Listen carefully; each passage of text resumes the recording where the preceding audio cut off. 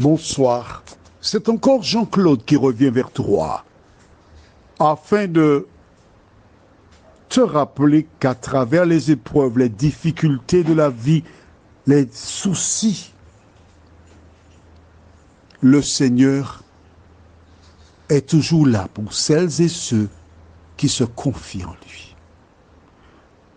Nous voulons te rappeler, je te rappelle, que le soir,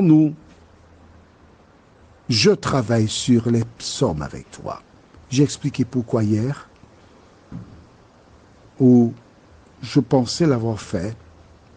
Prochainement, j'enregistrerai tous les psaumes avec en fond sonore une musique.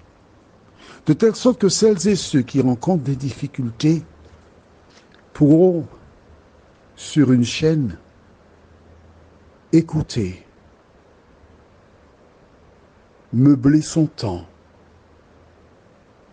et ainsi chasser les différentes pensées que l'ennemi pourrait faire germer dans leur cerveau. Ce soir, nous verrons la justice. Juste avant, prions. Notre Seigneur, notre Dieu, nous, tes enfants, venons vers toi afin de découvrir dans la parole le médicament approprié aux épreuves que nous rencontrons.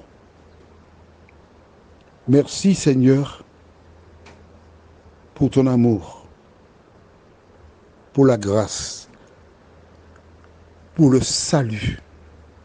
Que le Saint-Esprit nous accompagne. Nous t'avons prié au nom de Jésus et pour ta gloire éternelle. Amen. Il y a un temps où des petits malheureux qui habitaient sur les 50 pas géométriques étaient chassés. Les maisons étaient détruites. Aujourd'hui, dans certaines communes de la Martinique, dans des mangroves, nous voyons des personnes construire des maisons, des immeubles. Dans certaines communes de Martinique, nous voyons des personnes qui sont littéralement les pieds dans l'eau. Tandis que d'autres ont vu leur maison, parfois leur outil de travail, furent détruits. Où est la justice? Quand quelqu'un possède beaucoup d'argent, il peut acheter beaucoup de personnes.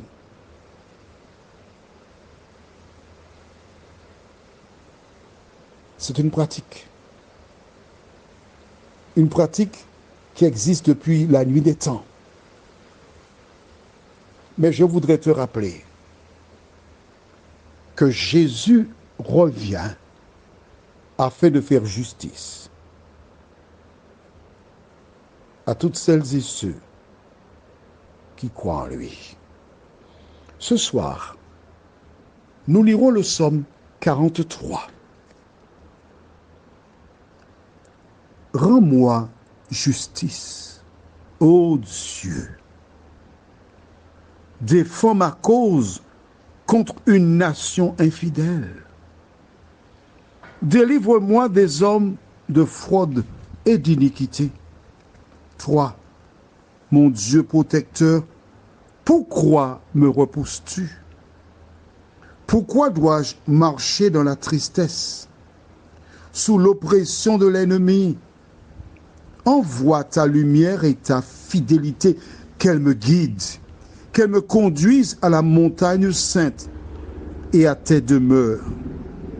J'irai vers l'autel de Dieu ma joie et mon allégresse, et je te célébrerai sur la harpe, ô Dieu, mon Dieu. Pourquoi t'as battu mon âme et gémis-tu au-dedans de moi?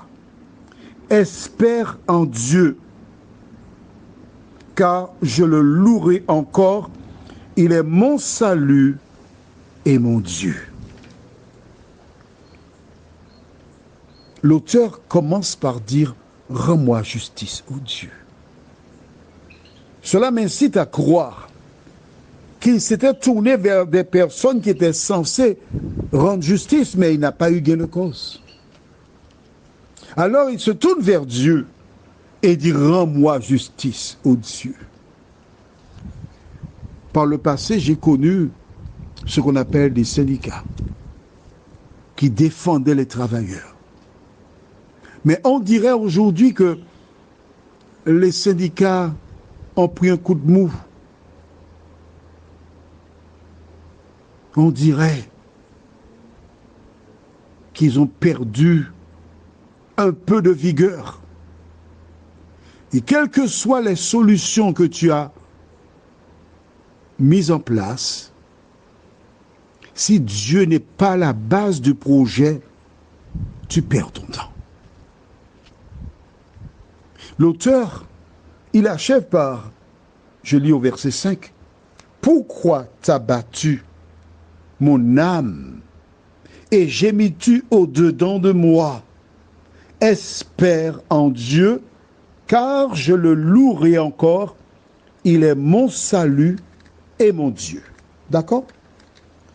Rappelle-toi, nous avons vu précédemment au chapitre 42, je lirai pour toi le verset 12. Pourquoi t'as battu mon âme et gémis-tu au-dedans de moi? Cette partie-là est exactement la même que le début du verset 43. La suite. Espère en Dieu, car je le louerai encore.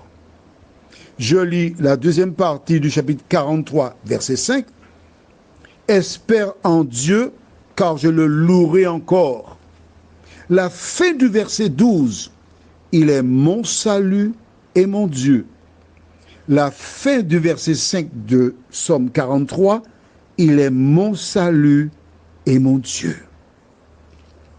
Pourquoi ce psaume donne cette conclusion qui est identique? Les lecteurs acharnés et assidus de la Bible n'ont aucune difficulté pour comprendre le message qui se trouve là, parce que la Bible est un ouvrage codé. Pourquoi le verset 12 du chapitre 42 et le verset 5 du chapitre 43, pourquoi sont-ils identiques? Pour comprendre cela, il faudra que tu ailles dans Genèse chapitre 41 au verset 32. Si Pharaon a vu le songe se répéter une seconde fois, c'est que la chose est arrêtée de la part de Dieu et que Dieu se hâtera de l'exécuter. Joseph se trouvait en Égypte et le pharaon eut un songe.